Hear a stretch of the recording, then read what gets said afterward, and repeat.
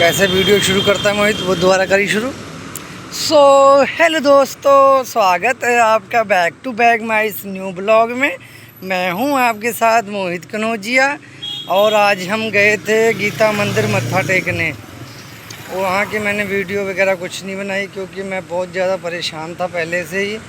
तो मैं से कहते नहीं है, मैं एक सच्ची श्रद्धा के साथ गया था। उसके बाद वहाँ मुझे घर से जब निकला मेरे सीने में बहुत ज़्यादा दर्द था। जब मैंने मंदिर जाके मत्था टेका तो दर्द मेरा अभी इस समय कम हो गया है और मैं वीडियो बना के एक ब्लॉग बना के मैं अपनी बात आप तक पहुँचा रहा हूँ।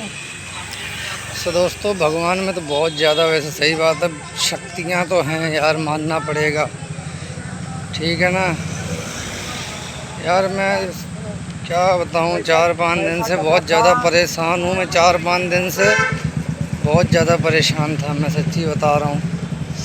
आज थोड़ा जाके मन को जैसे लगता है कि राहत मिल गई, जैसे एक नई ऊर्जा मिल गई और एक यहाँ से नई ऊर्जा के साथ एक नई शुरुआत करने वाला हूँ मैं अब कल से, ठीक है दोस्तों।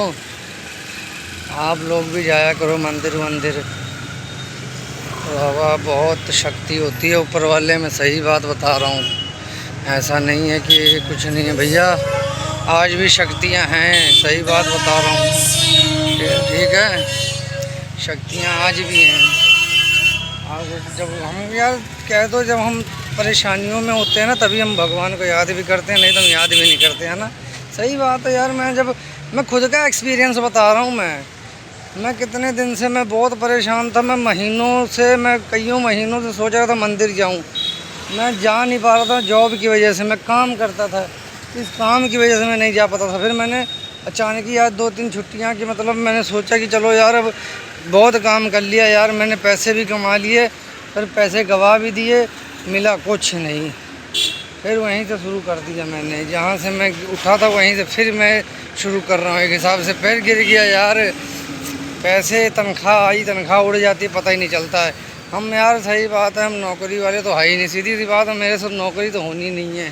मुझे अपने बिजनेस को ही करना पड़ेगा, तभी मेरा वारा खाएगा। मुझसे नहीं होने वाली है नौकरी ना करी। 10-10 घंटे काम कराते हैं, सही बात है, हड्डियाँ उड्डियाँ टूट टाट जाती हैं। पर हवा इतना लोहे का काम है, इतनी मेहनत का कौन कर पाता है। पर हवा हर कोई के बस का बात तो है भी नहीं, सही गल है। हर मतलब एक इंसान कर नहीं सकता लोहे का काम। अब जैसे कि मैं पहले सब्ज़ी बेचता था, पहले मैंने 5 साल सब्ज़ी का काम किया, 5 से लेके 7 साल तक मैंने सब्ज़ी का काम किया है। तो फिर मैं एकदम से इस लाइन में आ गया। वो भी कोई प्रॉब्लम थी, मेरी कुछ गंदी आदतें थी, जिसके कारण से मुझे मतलब एक नौकरी के लाइन में आना ही पड़ गया। उसके बाद धीरे धीरे अब कुछ समझ आने लग पड़ा है। अब मैं कई बुरी आदतों को, कई बुरी चीज़ों को पीछे छोड़कर सोच रहा हूँ अब आगे चलें। पीछे जो बीत गया, जो हो गया, जो मेरा ख़त्म हो गया, सही बात है, पैसे वैसे सब ख़त्म हो गए, चलो कोई बात नहीं। पर इतना मुझे समझ आया इन 7 महीनों के अंदर में, जो मैंने नौकरी ज्वाइन की, 7 महीनों में इतना मुझे समझ आ गया कि नौकरी मेरे बस की बात नहीं है। नौकरी से मेरा परिवार नहीं चलेगा, नौकरी से मेरा घर नहीं चलेगा। मुझे कोई ना कोई साला बिजनेस करना ही पड़ेगा, क्योंकि हम मेहनत करते हैं जाके फैक्ट्रियों में, कंपनियों में। असली तो जो है कि पैसा कमाता है कंपनी वाला, कंपनी के मालिक कमाते हैं। हमको उसमें से कितना देते हैं, 10-12 हज़ार रुपये सैलरी मिलती है। और रोज़ का, कसम से झूठ नहीं बोलूँगा, जनरेटर है, एक जनरेटर 7-7 की 1 लाख का बिक रहा है। अगर छोटा जनरेटर लोगे फिर भी 35-40 हज़ार से शुरू होता है, और 35-40 हज़ार वाला कोई नहीं लगवाता है। सारे ही मतलब 1.5 लाख के ऊपर ही जनरेटर चले जाते हैं। छोटा से छोटा जनरेटर होगा ना, उसकी सेटिंग वगैरह करके देंगे तो वो भी 1.5 लाख के ऊपर चला जाता है। अब ये मैं बता रहा हूँ, अभी मैंने हाल ही में काम किया है। चल तो बिजनेस पूरा सही टॉप करा है इन लोगों का, बस तनख्वाह ही नहीं बढ़ाते हैं। तनख्वाह बढ़ाने के मामले में पता नहीं क्या हो जाता है मालिकों को, मुझे समझ ही नहीं आता मालिकों को हो क्या जाता है। 10 घंटे काम ले रहे हैं, लोहे का काम है, ठीक है। आप ये लोग तो करोड़ों का काम करते हैं, एक दिन का बिजनेस है इनका, करोड़ों का। एक दिन में 20-25 जनरेटर बेच देते हैं, तो सोच लो कितना। मैं खुद यार काम करता हूँ, मैं खुद 20-25 जनरेटर कैसे जाएंगे यार।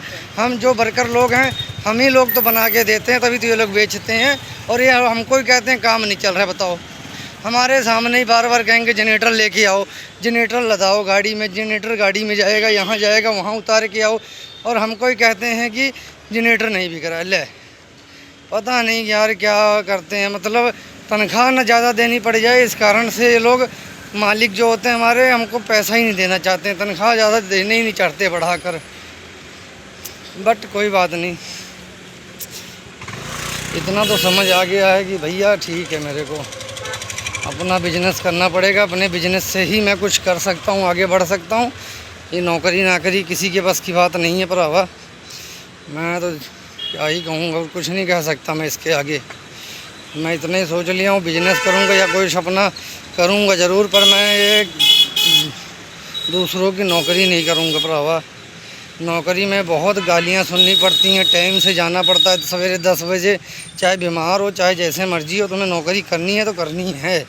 और ये लोग एसी में बैठ के, कुर्सी पे बैठ के हुक्म चलाएंगे, गालियाँ देंगे, बुरा बोलेंगे, ठीक है, जो हमको नहीं अच्छा लगता है।